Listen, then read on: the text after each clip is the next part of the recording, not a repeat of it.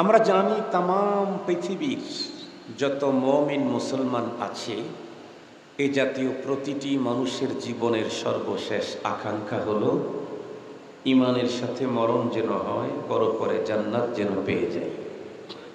ঠিক বললাম না ভুল বলছি? আমার জীবনে এরকম হাজার হাজার মানুষকে পেয়েছি, যেই মানুষগুলা হয়তো বা তাদের যৌবনে মৃত্যুর কথা স্মরণই আসতো না। তার আবার ইমানে কি আর বেঈমানি কি, মৃত্যুর কথাই স্মরণ আসতো না। এমনও মানুষ যারা সপ্তাহে 2 থেকে 3 বার সেভ করত, যারা শার্টের মধ্যেও যেটা শর্টকট টি-শার্ট বেশি টাইট ফিট এটা পরত, যারা সপ্তাহে না মাসেও একবার আল্লাহকে সিজদা দেওয়ার জন্য আল্লাহর ঘরে যায় নাই, এই জাতীয় এই শ্রেণীর মানুষগুলিও বয়স যখন বাড়তে থাকে, কালো চুলের পরিবর্তে সাদা চুল যখন বের হতে থাকে, তখন সাদা কাপড়ের কথা ধীরে ধীরে মনের ভিতরে ঢুকতে থাকে। সাদা চুল যখন বের হয়, দাড়ি মোছ মাথায় সাদা চুল গজাইলেই তার কাফনের কথা তখন মাথার মধ্যে ঢুকতে থাকে। দেখা হলেই কি বলে, আগে বলতো হুজুর একটা ব্যবসা শুরু করতেছি, দোয়া করেন আল্লাহ যেন বরকত দেয়। আগে বলতেন হুজুর বাইরের সাথে একটা ব্যবসার নেটওয়ার্ক হচ্ছে, দোয়া করেন, আগামী মাসে চায়নায় যাচ্ছি, একটু ভালো করে দোয়া করেন। হুজুর আমরা দিনের কাজ করব বলতেন, দোয়া করেন। আগে কি বলতো, হুজুর ছেলেটাকে তো বিয়ে শাদী দেওয়া দরকার, একটু দোয়া করেন। এই জাতীয় হাজার দোয়া চাইতো। সেই লোকটাই এখন দোয়া চায়, হুজুর আল্লাহ জানি মরণটা ঈমানের সাথে দেয়, মরণের পরে যেন জান্নাত নসিব হয়। ঠিক বললাম? যে কোনো মুমিন মুসলমান তার জীবনের লেটেস্ট সর্বশেষ আকাঙ্ক্ষা হলো পরপারে আল্লাহ পাকের জান্নাতে চলে যাওয়া, জান্নাতের মালিকানা পাওয়া। আমরাও তো মনে হয় জান্নাতি যেতে চাই নাকি সবাই? কিন্তু আমার জিজ্ঞাসা হলো, যেই জান্নাতে যেতে চাই, যেই জান্নাত পেতে চাই, এই জান্নাতটা কি দাদা বাড়ির সম্পদের ভিতরেরই একটা আইটেম? শুধু দাদা মরলেই বাবার পরে আমি পেয়ে যাব এরকম কিছু? নানা বাড়ির কোনো একটা না, এটা দাদা বাড়িরও না, নানা বাড়িরও না। তো জান্নাত কে বানিয়েছেন? আল্লাহ। জান্নাতের মালিকানা কার? আল্লাহ। আল্লাহ পাকের জান্নাত আমি যেতে চাই, এই জান্নাত আমি পেতে চাই। আল্লাহর জান্নাত যদি আমি নিতে চাই, পেতে চাই, তাহলে কেমনে নিব? খুব ভালো করে বুঝবার জন্য একটা মিসাল দিলে ভালো বুঝবে। এই যে আমার হাতে চশমা, এই চশমাটার আমি মালিক, আমি কিনেছি এটা। এই চশমাটা যদি আপনারা কেউ নিতে চান, পেতে চান, তাহলে 2টা পদ্ধতি, একটা হলো বৈধ পদ্ধতি আর একটা অবৈধ পদ্ধতি। অবৈধ পদ্ধতি, বৈধ পদ্ধতি কি? আমি যেভাবে দিতে চাই সেভাবে নিতে পারবেন। আমি যদি বলি আমি এটা 3000 টাকা দিয়ে বানিয়েছি, এটা নিলে আমাকে 4000 টাকা দিতে হবে, তাহলে আপনি নিতে চাইলে 4000 টাকা দিয়েই নিতে হবে। যদি বলি আমি 3000 টাকা দিয়ে বানিয়েছি, 2000 কনসিডার, আমাকে 1000 টাকা দিলে দেব, তো 1000 টাকা দিয়ে নিতে পারবেন। যদি বলি 1 টাকাও দিতে হবে না, আপনাকে আমি ফ্রি দেব, নিতে পারবেন। অবৈধ পন্থায় এই চশমা আমার কাছ থেকে নিতে পারেন, এটা দুনিয়াতে সিস্টেম আছে। সেটি কি? জোর করে নিলেন, গসব করলেন, ছিনতাই করলেন, চুরি করলেন, এই জাতীয় কোনো একটা পদ্ধতিতে নিয়ে নিলেন।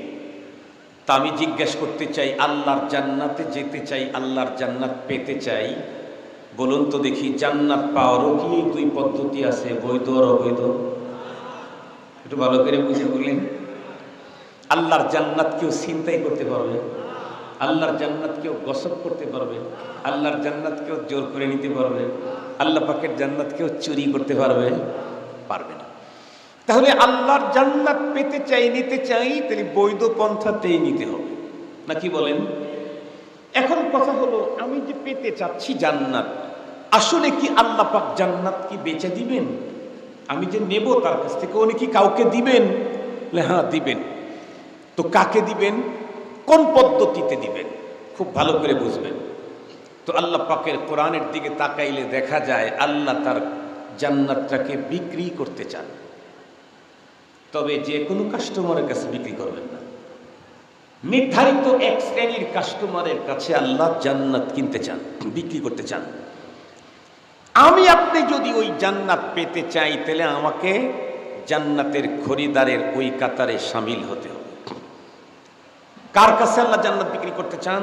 কোরআনে হাকিম আল্লাহ তাআলা বলেন, ইন্নাল্লাহা আশতারা মিনাল মুমিনিনা আনফুসাহুম ওয়া আমওয়ালাহুম বিআন্না লাহুমুল জান্নাহ ইউকাতিলুনা ফি সাবিলিল্লাহি ফায়াকতুলুনা ওয়া ইউকতালুন। এখান থেকে আমি যেই জিনিসটা নিচ্ছি সেটি হলো, আল্লাহ বলেন মুমিনের জান মাল আল্লাহ কিনে নিয়েছেন, বিনিময়ে দিবেন কি? কথা বলেন না কেন? জান্নাত। তাহলে জান্নাত আল্লাহ আমাদেরকে দিবেন, বিনিময়ে আমার কাছ থেকে কি নিবেন? আমার জান মাল নিবেন। কিন্তু জান্নাত যে বিক্রি করবেন, বা কার কাছে বিক্রি করবেন? আল্লাহ। আল্লাহ প্রথমেই বলে দিয়েছেন মিনাল মুমিনিন। আমার জান্নাতের খরিদার হতে চাইলে তোমাকে নাম্বার 1 মুমিন হতে হবে। যার কাছে ঈমান নাই সে জান্নাতের কাস্টমার হওয়ার যোগ্যতাই নাই। যার কাছে কি নাই? ঈমান নাই, সে জান্নাতের কাস্টমার, খরিদার হওয়ার যোগ্যতাই নাই। তাহলে এতটুক তো বুঝে ফেললাম, আল্লাহ তার জান্নাত বিক্রি করে দিবেন, সেও ঈমানদারের কাছে। এখন আমি আমার কথাটাকে তেলাওয়াতকৃত আয়াতে কারিমার সাথে মিলাবার জন্য একটু আরেক দিকে যাচ্ছি। সেটি হলো, কোরআনে হাকিম এবং হাদিস মন্থন করলে যেটা জানা যায়, সেটা পৃথিবীর পরপারের মানুষ, যত হাসরের ময়দানে যত মানুষ যাবে, যত মানুষ মানে কি, পৃথিবীতে যারা আসছে তার অর্ধেক মানুষ হাসরের ময়দানে উঠবে না? সবাই আর একটু জোরে বলেন। আল্লাহর কোরআন আল্লাহ তাআলা স্পষ্ট বলেন, কুল্লু নাফসিন যায়িকাতুল মাউত সুম্মা ইলাইনা তুরজাউন। প্রত্যেক প্রাণীকে মৃত্যুর স্বাদ গ্রহণ করতে হবে এবং সবাইকে আমার কাছে রিটার্ন ব্যাক আসতে হবে। ময়দানে মাহশরে যত মানুষ জমা হবে, সমস্ত মানুষগুলা হবে 3 অবস্থা। কেউ প্রথম চান্সে জান্নাতে যাবে, আর জীবনে কোনোদিন জান্নাত থেকে বের হতে হবে না। কেউ প্রথম চান্সে জাহান্নামে যাবে, কোনোদিন চেষ্টা করে জাহান্নাম থেকে বেরোতে পারবে না।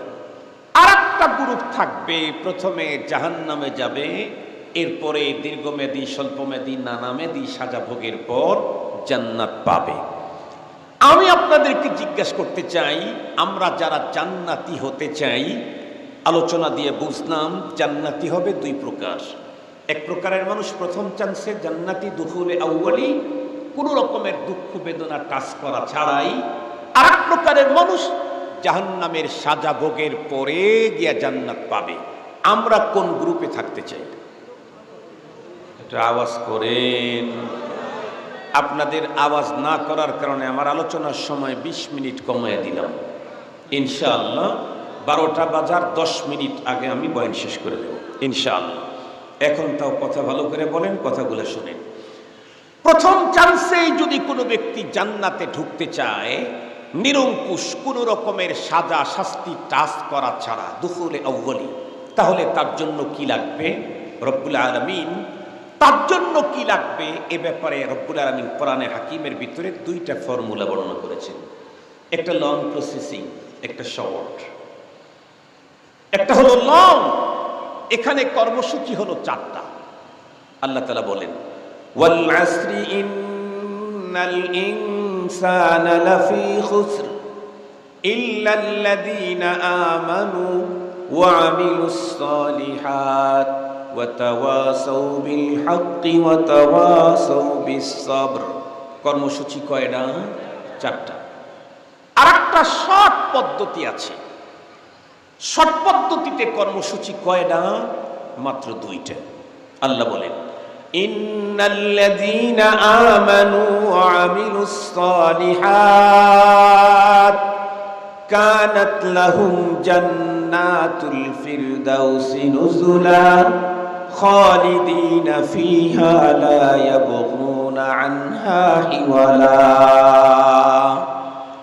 মাত্র 2টা কর্মসূচির অধীনে একজন মানুষ টোটাল লাইফ যদি কাটাইতে পারে, আর এক ভাষায় বলি, আর এক পদ্ধতিতে, টোটাল লাইফে যদি একজন মানুষ কমপক্ষে 2টা পুঁজি অর্জন করতে পারে, একটা হলো ঈমান আর একটা নেক আমল, রব্বুল আলামিন বলেন আমি তাকে মেহমানদারি করাবো জান্নাতুল ফেরদাউস। এখন যদি কেউ বলে হুজুর মাত্র 2টা পুঁজি অর্জন করলে যদি জান্নাতুল ফেরদাউসে মেহমানদারি হয়, তাহলে যেই লোক 4 পুঁজি অর্জন করলো তাকে কোন জান্নাত দিবেন? কারণ জান্নাতুল ফেরদাউসের উপরে তো আর জান্নাত নেই। যদি বলেন তাকেও জান্নাতুল ফেরদাউস দেওয়া হবে, তাইলে তো হুজুর যিনি 4 কর্মসূচি 4 পুঁজি অর্জন করলেন তার একটু ঠকা হয়ে গেল না? এমন প্রশ্ন যদি করেন তাহলে এর উত্তরটা আগে দেই, তারপরে আলোচনা সামনে বাড়াই। আপনারা যারা ইন্টারন্যাল অথবা ইন্টারন্যাশনাল এয়ারওয়েজে চলাফেরা করেছেন, ডোমেস্টিক অভ্যন্তরীণ বিমানে অথবা আন্তর্জাতিক রুটে যারা বিমানে চলাফেরা করেছেন তারা জানেন বিমান একটাই, কিন্তু বিমানের ভিতরে সিট হলো 2 প্রকার। একটা হলো বিজনেস ক্লাস আর একটা হলো ইকোনমি। একই বিমান, সিট 2 প্রকার, business class, economy class. Economy ক্লাসের ফ্লাইট একটা টিকিটের ফেয়ার যদি হয় 50,000, বিজনেস ক্লাসের টিকিটের ফেয়ার 1,10,000, ডাবলের চাইতে বেশি। বিমান একটাই, তো এত কম বেশি কেন? বিমান একটা হলে কি হবে, সিট এবং ওইখানকার সেবা সবকিছুতে অন্যরকম। বিজনেস ক্লাসের টিকিট যার আছে তাকে কোথাও গিয়ে সিরিয়াল ধরতে হয় না, সরাসরি ঢুকে পড়ে। ইকোনমিক ক্লাসে লম্বা 300 জনের সিরিয়াল, 500 জনের সিরিয়াল ধরতে হয়। বিজনেস ক্লাসে যেই সিট আপনাকে দিবে সেই সিটের উপরে বসলেন, আপনি ইচ্ছা যদি করেন যে আমি এখানে শুয়ে থাকবো, শুধু একটা ক্লিক করবেন একটা বাটনে, আপনি আপনার জায়গায় থাকবেন, সিট আপনাকে সুন্দর করে শোয়াইয়া দিবে। পাশে যদি থাকে আপনার ফ্রেন্ড অথবা আপনার স্ত্রী, মরে চাচ্ছে যে না একটু ওই দিকে ঝুঁকে যাই, তার এই কি বলে ইসের কাঁধের উপর একটু মাথা রাখি, তাহলে আপনার বডিটা এভাবে বাঁকা করে দিতে হবে না, একটা জায়গায় ক্লিক করবেন, আপনার পুরো বডি সিটটাই বাঁকা করে নিয়ে স্ত্রীর মোটামুটি কাঁধের উপরে আপনার মাথাটা দিয়ে দিবে। এরপরে যদি মনে চায় যে আমি না একদম সোজা হয়ে বসবো, এক কথা অনেক রকমের মুভিং হবে ওই সিট। শুধু কি তাই, ইকোনমিক ক্লাসের প্যাসেঞ্জারদেরকে 4 ঘন্টা 5 ঘন্টার সফর হলে একটা নাস্তা দেওয়া হয়, একটা ভারী খাবার দেওয়া হয়। আর যদি আপনি এরপরে কিছু পেতে চান তাহলে আপনাকে উপরে সুইচ থাকে, সুইচ টিপতে হয়, সুইচ টিপ দিলে ওইখানে একটা লাল বাতি জ্বলে ওঠে, একটা আওয়াজ করে, তখন বিমানবালারা বুঝে যে আমাদেরকে কোনো এক প্যাসেঞ্জার স্মরণ করছে, তো আগে এসে জিজ্ঞেস করে কি চাই, একটু পানি চাই। কিন্তু আপনি যদি বিজনেস ক্লাসের প্যাসেঞ্জার হন আপনাকে পানি চাইতে হবে না, কিছুক্ষণ পর পর বিমানবালা গিয়ে জিজ্ঞেস করবে স্যার কি চাই, স্যার কি চা, কফি, এটা কি কোল্ড না হট, কালা, ব্ল্যাক নাকি হোয়াইট, কত রঙের জুস চান, কোন জাতীয় জুস। একই বিমান হলে কি হবে, কিন্তু 2 জায়গার অবস্থান মজার তারতম্য অনেক বেশি।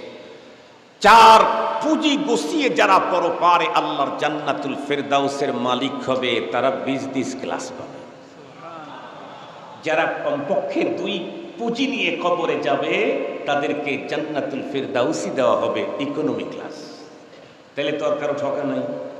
এখন আসেন, এখন জিজ্ঞাসা হলো হুজুর তো ঈমান আর নেক আমলের পুঁজি নিয়ে কবরে গেলে জান্নাতে মেহমানদারি করবেন, তারপরে আবার কোথায় থাকতে দিবেন? ওখানে তো মেহমানদারি হবে, তারপরে কোথায় থাকতে দিবেন? অথবা যদি জিজ্ঞাসা করেন হুজুর জান্নাতুল ফেরদাউসে আল্লাহ মেহমানদারি করবেন কতদিন, আল্লাহ পাক এমন প্রশ্ন করলে উত্তর দিয়ে দিলেন খালিদিন। আমার জিজ্ঞাসা হলো কতদিন, আল্লাহ বললেন খালিদিন। কতদিন বাংলা, খালিদিনও কি বাংলা? খালিদিন হলো আরবি, চিরদিন। চিরজীবন কতদিন? 100% বুঝাবার জন্য রব বলেন আবাদা, যা কখনো শেষ হবার না। তাহলে কোনো একজন মানুষ প্রথম চান্সেই নিরঙ্কুশ শাস্তি ভোগ করা ছাড়া জান্নাতি হতে চাইলে কয়টা পুঁজি লাগবে? কথা বলেন না কেন? কমপক্ষে কয়টা? একটা হলো ঈমান, আর একটা হলো নেক আমল। বুঝলাম। যদি হুজুর কারো যদি দুইটা না থাকে, একটা আছে, তাইলে কি হবে? তাহলে আমাকে জানতে হবে কোনটা আছে কোনটা নাই। যদি বলেন হুজুর নেক আমলের অভাব নাই, একদম জনহিতকর কাজ করেছি, রাস্তাঘাট, ব্রিজ, কালভার্ট একসঙ্গে 500টা মডেল মসজিদ বানাইছি, যা পৃথিবীর ইতিহাসে কোন রাজা বাদশাহ এ পর্যন্ত করে নাই, কিয়ামতের আগে হয়তো নতুন কেউ করতে পারে, অতীতে হয় নাই। এরকম বহু ভালো কাজ করেছি, কিন্তু হুজুর শুধু ঈমান নাই। তাহলে বলুন তো দেখি, তার জন্য পরপারে কি হতে পারে? একটু জোরে বলেন। তার মানে উনি জান্নাতের কাস্টমার হওয়ার যোগ্যতাই নাই। প্রথমেই বলেছি আল্লাহ জান্নাত বিক্রি করবেন, তবে কার কাছে? আবার কথা বলেন না কেন? কার কাছে? মুমিনের কাছে, অন্য কারো কাছে জান্নাত বিক্রি করবেন না। খুব ভালো করে বুঝবেন, নেকির কাজ করতে করতে করতে করতে অনেক কাজ করে ফেলেছি, কিন্তু আমার ঈমানে প্রবলেম, তাহলে কাল্লা ওয়াল্লাহ লা ইয়াদখুলুল জান্নাহ, কখনোই না, কসম আল্লাহ, সেই লোক কখনো জান্নাতে যেতে পারবে না। আমি আপনাদেরকে বুঝবার জন্য সোনালী যুগের একজন পৃথিবীর বিশ্বসেরা বংশীয় একজন মানুষের ইতিহাস আপনাদের খেদমতে তুলে ধরি। পৃথিবীর সবচাইতে উন্নত মানের যুগ, বিশ্বনবীজি বলেছেন খায়রুল কুরুনি কারনি সুম্মাল্লাযীনা ইয়ালুনাহুম সুম্মাল্লাযীনা ইয়ালুনাহুম, পৃথিবীর সবচাইতে সুন্দর সোনালীতম যুগ হলো আমার সাহাবীদের যুগ, আমার যুগ। সেই যুগের একজন মানুষ, সবচাইতে বড় ফ্যামিলি, বিশ্বনবীজি বলেন তাম পৃথিবীর মধ্যে আল্লাহ তাআলা বুলদে ইসমাইলকে চয়েস করেছেন, সেখান থেকে আল্লাহ তাআলা হাশেমকে, বনু হাশেমকে চয়েস করেছেন, সেখান থেকে আল্লাহ তাআলা আব্দে মনাফকে চয়েস করেছেন, সেখান থেকে আল্লাহ তাআলা আমাকে চয়েস করেছেন।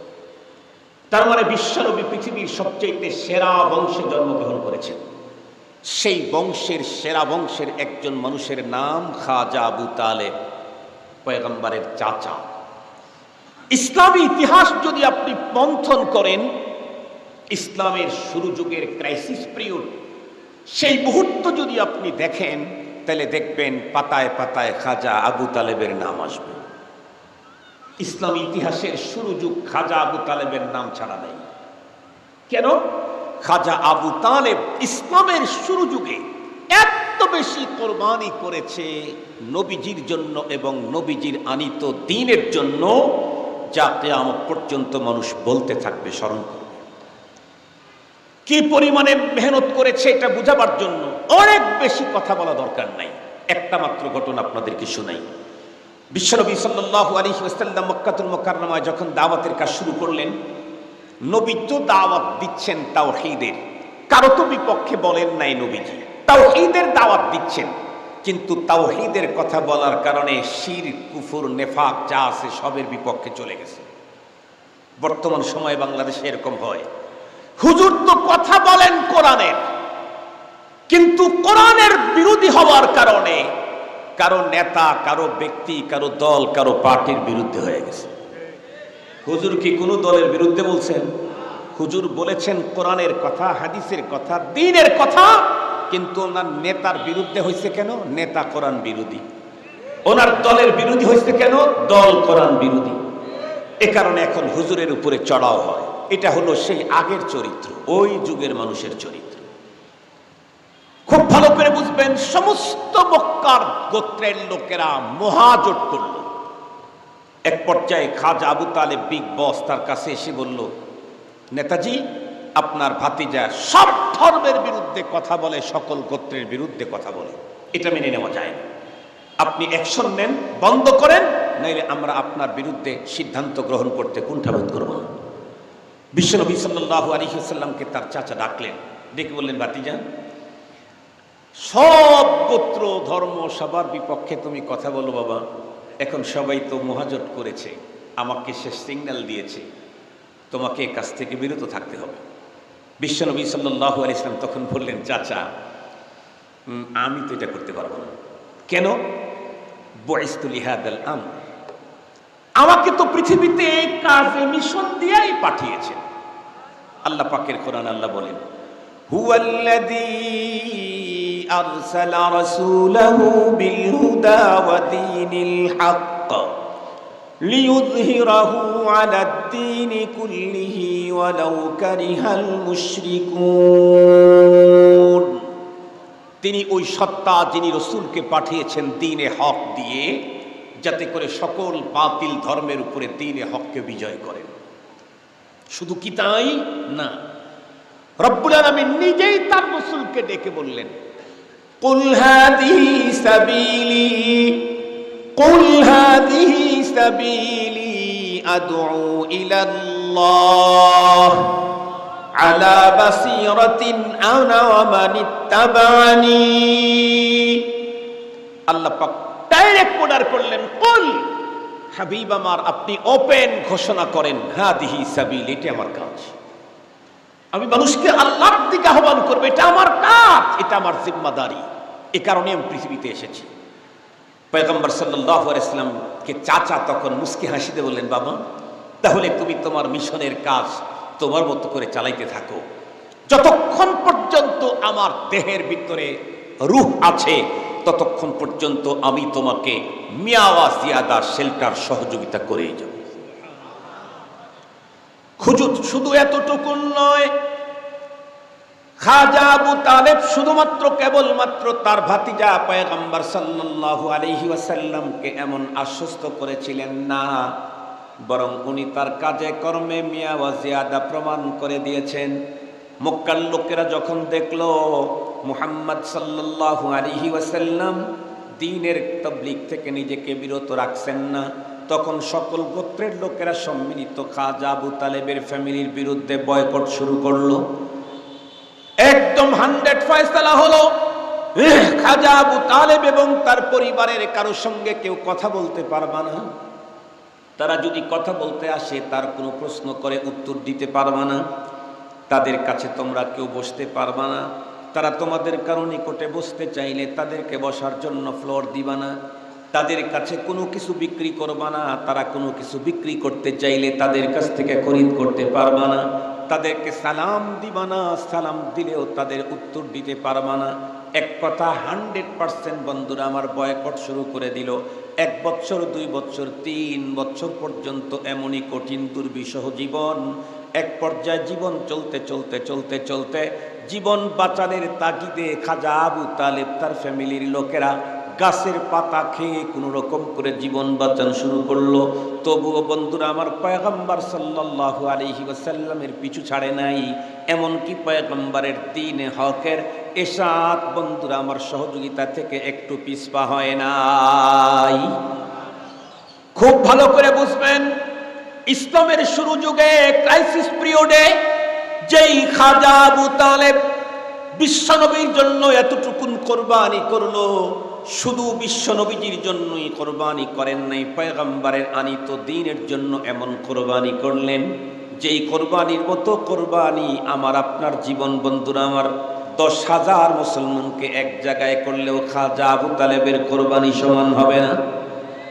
এরপরেও বলুন তো দেখি, খাজা আবু তালেব যখন দুনিয়া থেকে চলে গেলেন তখন তার ঈমান নসিব হয়েছিল নাকি? যার কারণে বলুন তো দেখি, খাজা আবু তালেব জান্নাতি না জাহান্নামী?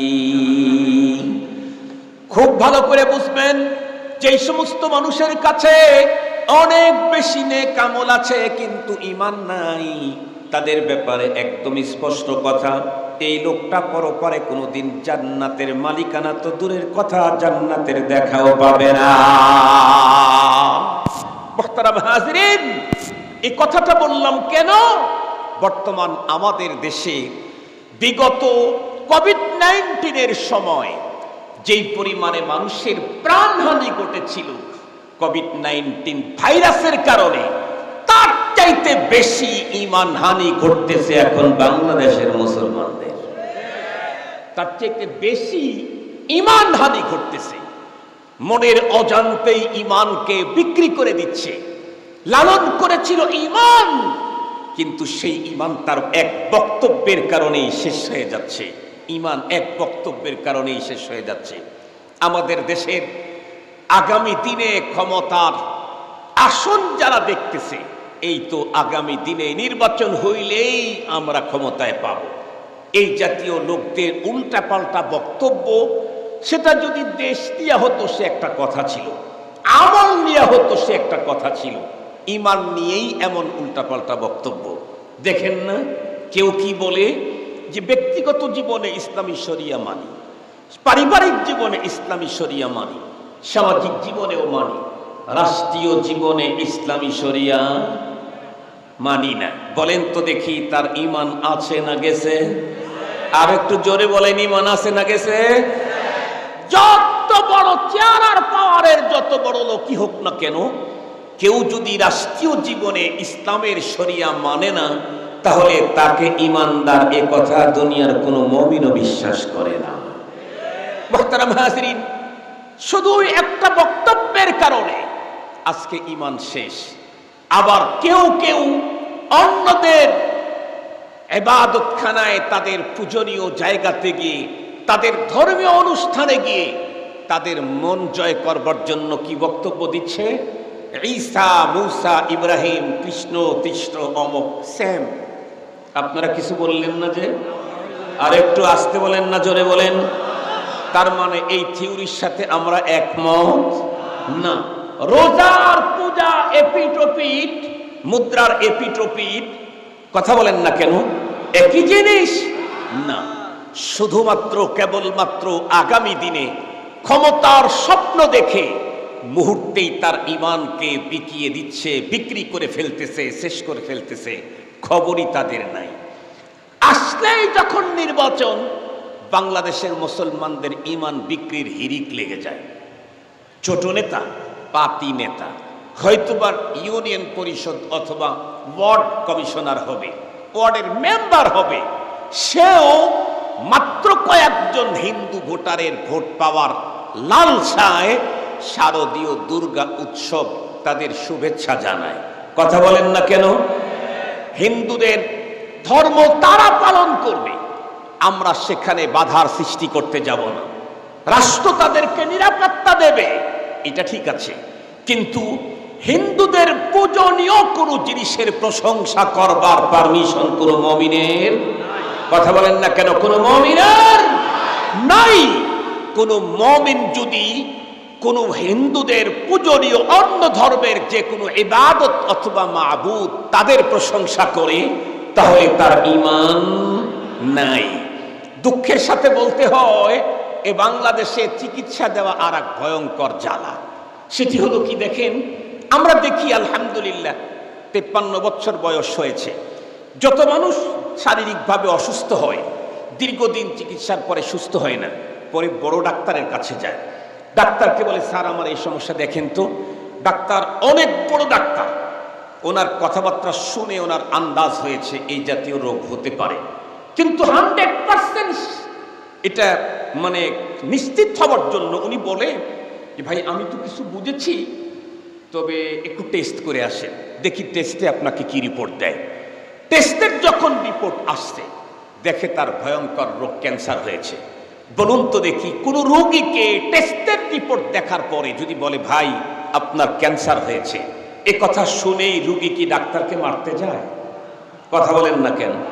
ডাক্তারের কাছে আরো বিনয়ের সাথে তখন বলে, স্যার তাহলে আমাকে একটু সুস্থ থাকার কি ফর্মুলা আছে সেটা বলেন, কি করলে, কোথায় গেলে, কার কাছে গেলে আপনি যদি চিকিৎসা করতে পারেন ভালা, না হয় রিফার করে দেন, না হয় বিদেশে পাঠান, তবু আমি এই রোগ নিয়ে চলতে চাই না, এটা আমার সুস্থতা বিঘ্নিত করবে, আমি মরে যাব।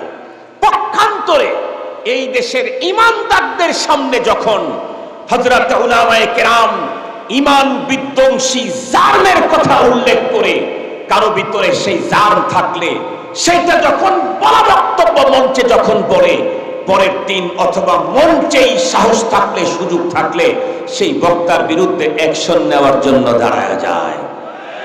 তার মানে কি আপনার কাছে আপনার জীবনের চাইতে ঈমানের দাম কম? কথা বলেন না কেন? জীবন রক্ষার জন্য, সুস্থতার জন্য যেই ডাক্তার আমাকে ক্যান্সারের মতো ভয়ঙ্কর রোগের কথা বলে বলল, ভাই তোমার ভিতরে তো ক্যান্সারের রোগ আছে, আমরা সেই ডাক্তারকে কোনোদিন মারতে গেলাম না, কারণ সে আমার শুভাকাঙ্ক্ষী। এখনো যদি চিকিৎসা নিতে পারি আল্লাহ পাক রব্বুল আলামিন ভালো করে দিবেন। পক্ষান্তরে একজন আলেমে দ্বীন, আমার বক্তব্য, আমার লেখনী, আমার বন্ধুরা, আমার চলাফেরা আর কাজকর্ম দেখে যদি সে আমাকে বলে তোমার ভিতরে নেফাক আছে, তোমার ভিতরে শিরিক আছে, তোমার এই কথার ভিতরে শিরিকের গন্ধ আছে, এই কথা বলার পরে পরেই আমার তো প্রয়োজন ছিল সেই হুজুরকে মিষ্টি খাওয়ানো, তার কাছে গিয়ে স্পেশালি দেখা করার, বলা হুজুর এই শিরিক আর নেফাকটাকে আমার অন্তর থেকে দূর করতে হবে, নাইলে তো আমাকে চিরস্থায়ী জাহান্নামের আগুনে পুড়তে হবে। কোন পথে, কোন পন্থায়, কোন প্রেসক্রিপশনে আমি শিরিক মুক্ত হব, আমি নেফাক মুক্ত হব, আমার অন্তরটা, ঈমানটা 100% নিট এন্ড ক্লিন হবে, এই কথা না বলে যেই হুজুর বন্ধুরা আমার বলেছে তার বিরুদ্ধে অ্যাকশন শুরু হয়ে যায়। এটা হলো এদেশের মানুষের চরিত্র। আসলে এদেশের মানুষ কোন কোয়ালিটি, কোন সিস্টেমের যিনি তৈরি করছেন উনি ভালো জানবেন। আমাদের গবেষণায় ধরা বড় কঠিন। স্বাস্থ্যের প্রবলেম যে ডাক্তার ধরে দিল, তার সাথে বন্ধুসুলভ আচরণ, ঈমান আর আখলাক আর চরিত্রের ভয়ঙ্কর অবস্থা যেই ডাক্তার আমার সামনে উপস্থাপন করলো, আলেম, তার বিরুদ্ধে দলীয় একে একই অ্যাকশনে যাওয়া, এটা হলো ভয়ঙ্কর মস্তিষ্ক বিকৃতির এক চিহ্ন বহন করে, তাছাড়া আর কিছু না। মুসলমান ভাইরা রে আমার, খুব ভালো করে বুঝবেন, আমি নিজের চোখে দেখেছি বাংলাদেশের হাজার হাজার মানুষ এমন আছে, আল্লাহ পাক রব্বুল আলামিন যাদেরকে প্রচুর প্রাচুর্য দান করেছেন, কিন্তু দিনের দিকে অতটুকু আগানো না। বাবাকে খুব মহব্বত করেন, বাবা মা দুনিয়া থেকে চলে গেছেন, এই জাতীয় কোনো একজন মানুষ বন্ধুরা আমার নিজের চোখে দেখেছি, বাবা ইন্তেকালের পরে 3 দিনের পরে, 5 দিনের পরে, 7 দিনের পরে, 10 দিনের পরে, 40 দিনের পরে, আরো বিভিন্ন সময় খাওয়ায়া দাওয়া পিতামাতার রুহের মাগফিরাতের জন্য ব্যবস্থা করে। এটা অত্যন্ত ভালো জিনিস, তবে দিন ঠিক করার কোনো বন্ধুরা আমার সিস্টেম শরীয়তের মধ্যে নাই। একজন মানুষ মারা গেলে তার রুহের মাগফিরাত কামনা করার জন্য প্রথম নাম্বার জিম্মাদার হলো তার সন্তান। আল্লাহ পাক রব্বুল আলামিন এই পৃথিবীতে বন্ধুরা আমার আমাদেরকে পাঠিয়েছেন, আমাদের ঘরে সন্তান পাঠাইতেছেন।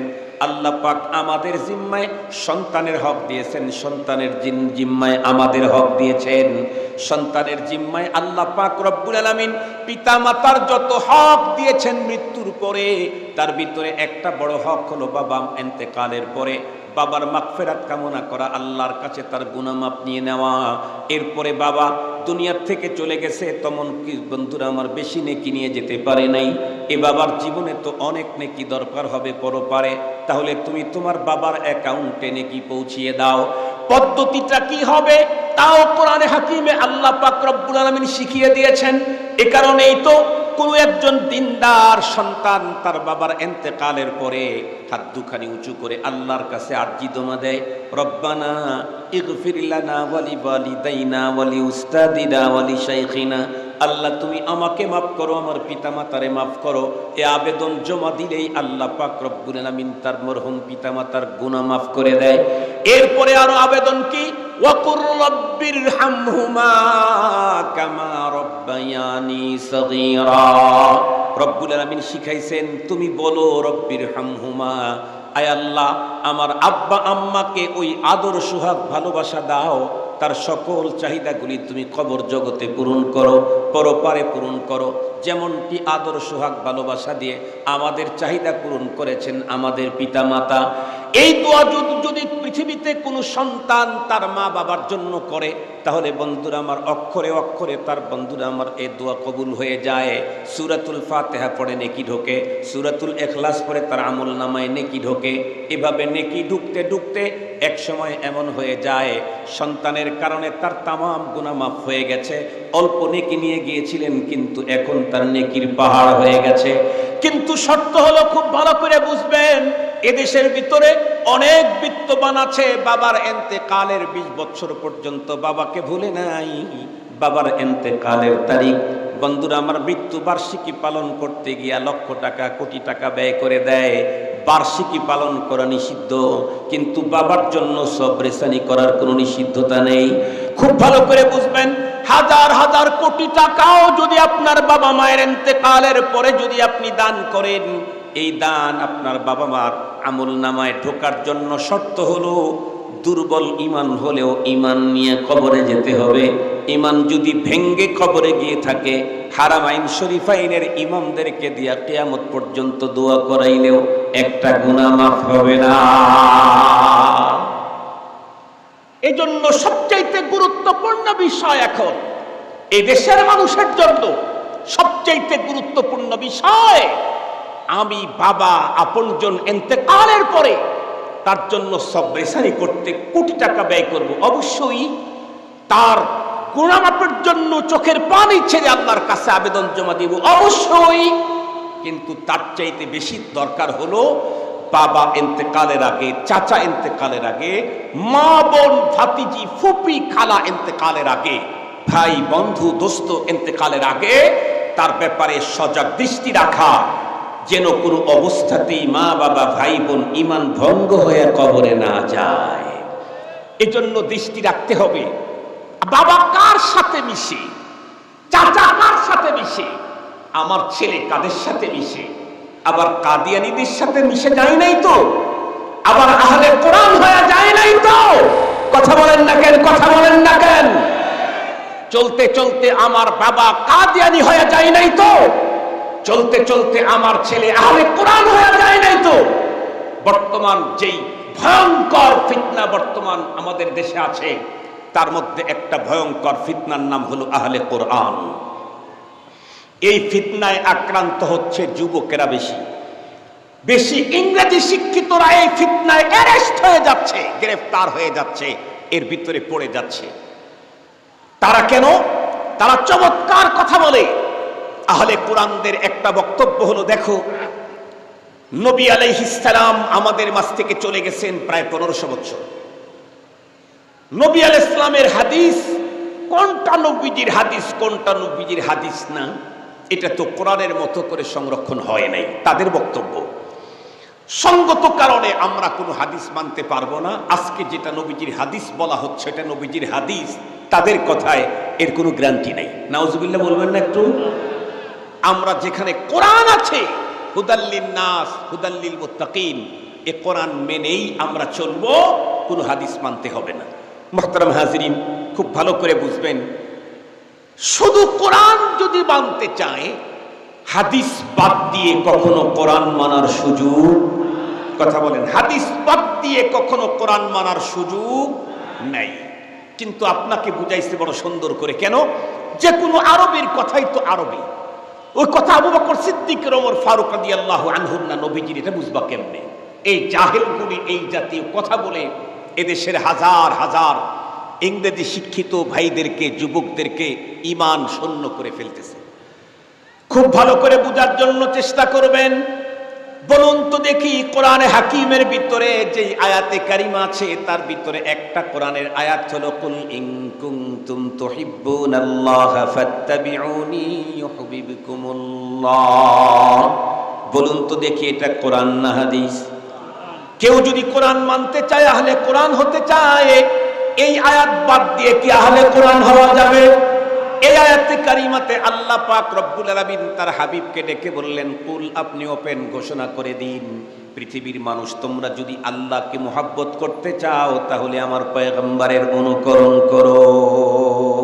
আপনি বলেন আমার অনুকরণ করো। তাহলে আল্লাহ কোরআনে বলে দিলেন, আল্লাহকে মুহাব্বত করতে চাইলে কার অনুকরণ করা লাগবে? বিশ্ব নবীজির অনুকরণ। সে যদি হাদিস না মানে, তাহলে পয়গম্বরের অনুকরণ করবে কেমনে? সঙ্গত কারণে যারা হাদিস মানে না, তারা কোরআন শরীফের এই আয়াত অস্বীকার করে। কোরআনের আয়াত অস্বীকার করলে সে কখনো মুমিন থাকতে পারে না।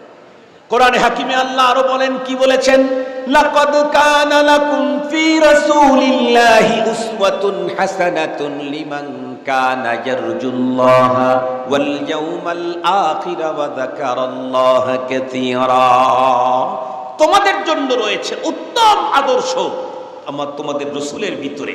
জিজ্ঞাসা করতে চাই, নবীজির হাদিস যদি না মানি, নবীজিকে আদর্শ করে গ্রহণ করবার পথ কোথায়?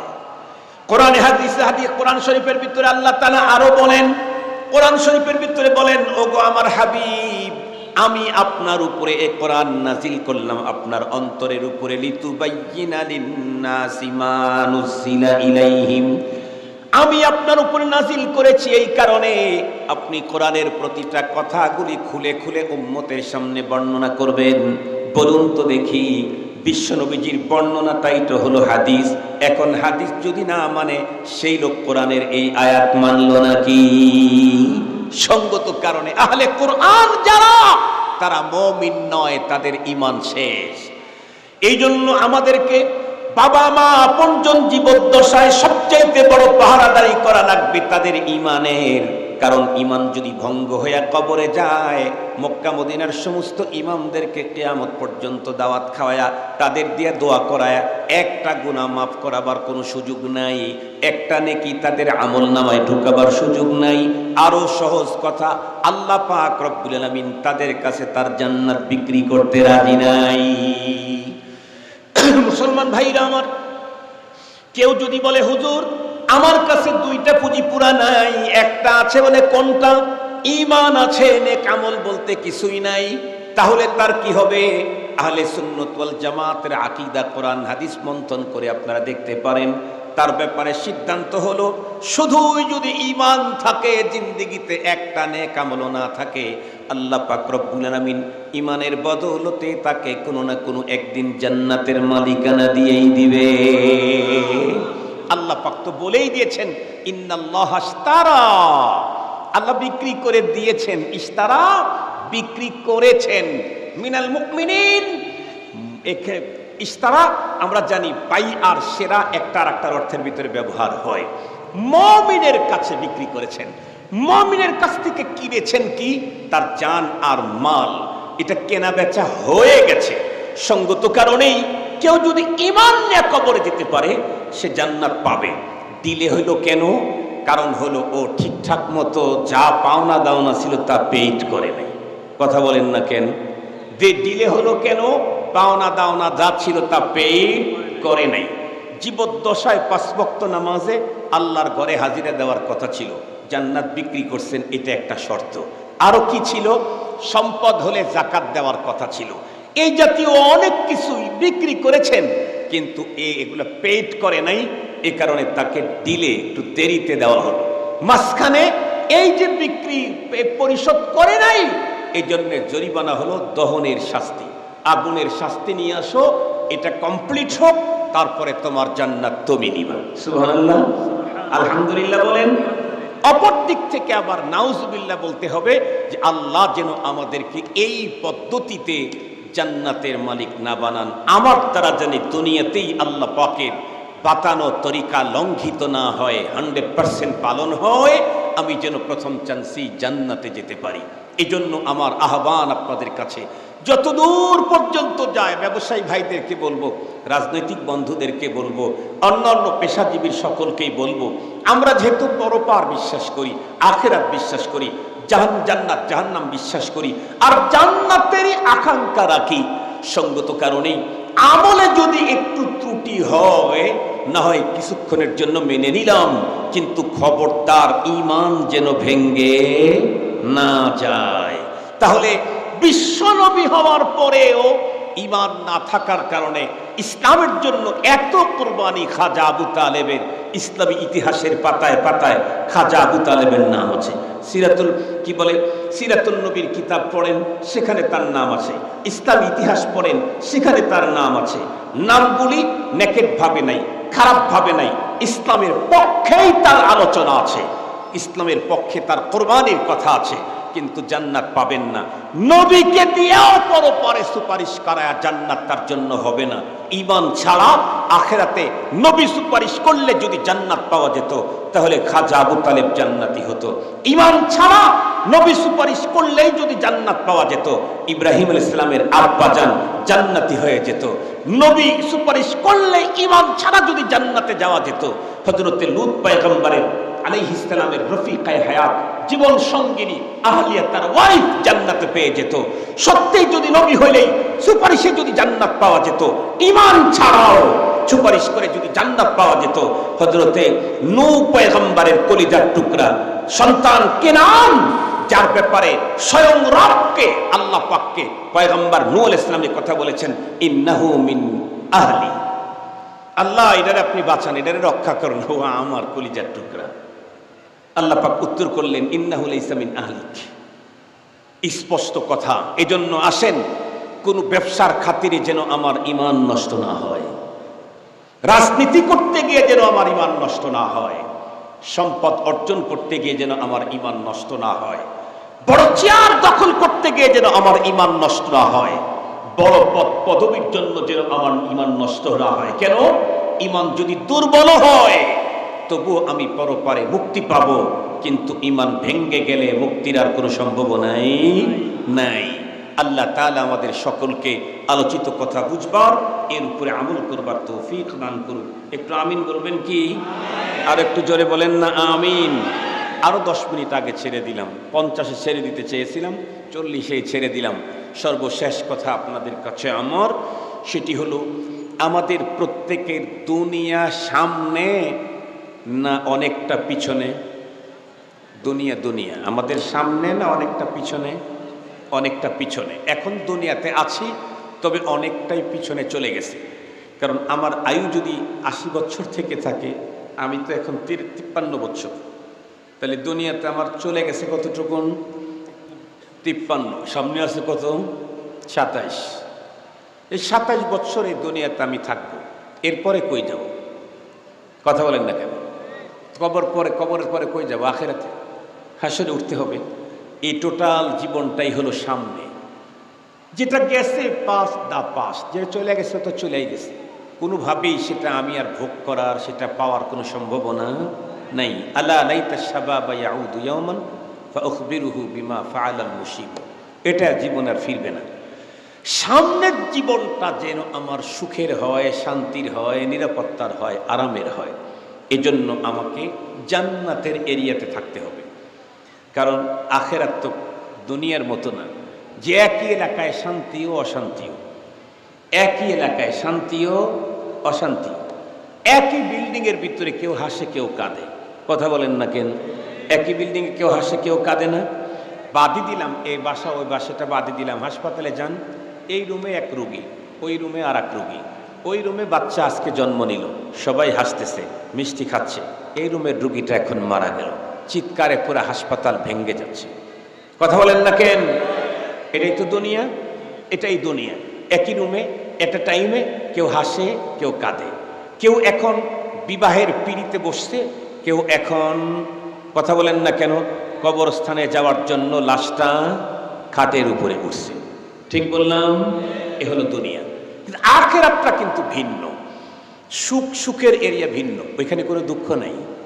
দুঃখের এরিয়া ভিন্ন, ওখানে কোনো সুখ নাই।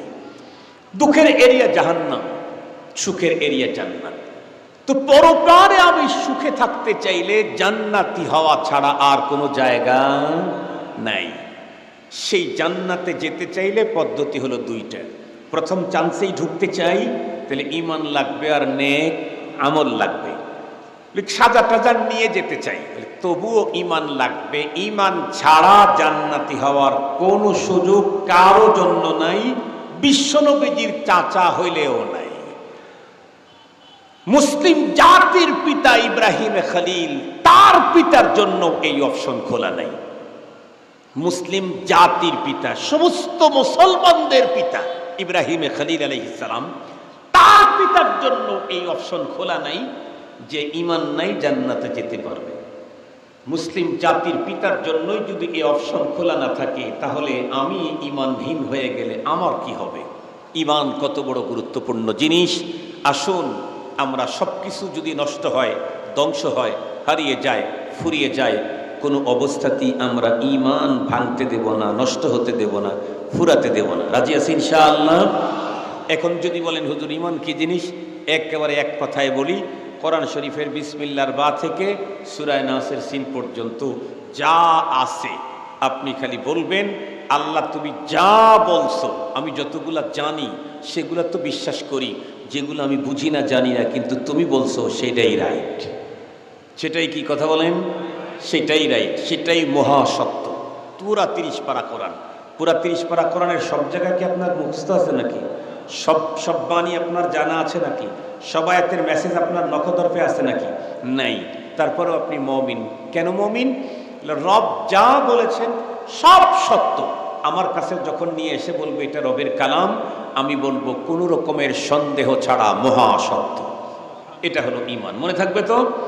কিন্তু যদি চলতে চলতে খালি একটু বলেন এই যুগে কি আর কোরআনের এই আইনের শাসন চলতে পারে, তাইলে আপনার ঈমান, আবার একটু জোরে বললেন না কেন, আপনার ঈমান, এই যুগে কি আর কোরআনের এই আইন চলতে পারে, এ কথা বলা মাত্রই ঈমান শেষ হয়ে গেছে। এই জন্য আমি আপনাদেরকে করজোরে অনুরোধ করব দুইটা জিনিস। এক নাম্বার, ঈমান যেন নষ্ট না হয়। ঈমান নষ্ট হবে, আপনার ছেলের প্রতি খেয়াল রাখতে হবে কাদের সাথে মিশে, আপনার চাচার প্রতি খেয়াল রাখতে হবে কাদিয়ানির সাথে গিয়ে জড়ে যায় নাই তো, আবার এটা খেয়াল রাখতে হবে। নাইলে যদি ওই জাতীয় কোনো জার্ম আর ভাইরাসের কারণে ঈমান ভঙ্গ হয়ে গেছে, তারপরে হারাম শরীফের ইমামরে দিয়ে বাবার জানাজা করাইলেন, ছেলের জানাজা করাইলেন, 4 পয়সার লাভ হবে না। আল্লাহ তাআলা আমাদের সকলকে এই গুরুত্বপূর্ণ কথা বুঝা, উপলব্ধি করা, এর উপরে জীবন গড়ার তৌফিক দান করুন। ওয়া আখিরু দাওয়ানা আনিল হামদুলিল্লাহি রাব্বিল আলামিন।